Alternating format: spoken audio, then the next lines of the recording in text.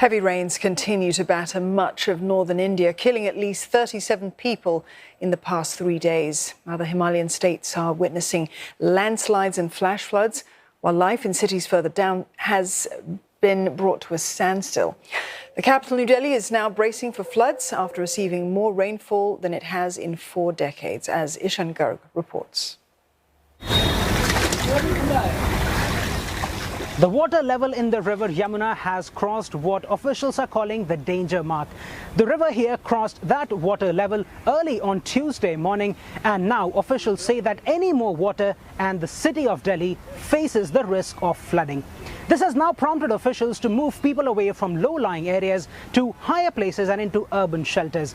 A number of residential areas in New Delhi are facing severe waterlogging, with people having to wade through waist-deep water just to get from place to place. As states further north release more water into this river to alleviate their own risk of flooding, the situation could worsen. Officials are concerned that the high water level in Yamuna could rise to its highest level since 1978. The Delhi government has identified 41,000 people who are at risk of being impacted by a potential flood. Disaster response teams have been put on high alert to respond to what now seems like a looming crisis. Experts blame this unprecedented rain on western disturbances and the monsoon winds overlapping, but say the impact of climate change is making things worse. Climate change is already linked to an increased frequency of extreme weather events in the national capital. This means it's not only causing severe rainfall, but also worsening heat waves and causing intense cold spells in the winter months. And the impact goes beyond Delhi's borders. According to a report by the Center for Science and Environment, India experienced extreme weather events on all but 51 days last year.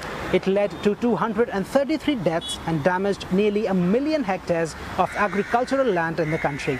And now, with the torrential rains battering much of North India, concerns are that losses could mount. Officials have sounded the alarm in the northern state of Himachal Pradesh.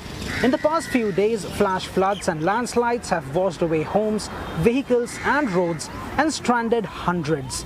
The weather officials say the rain should subside over the next couple of days, offering much needed respite.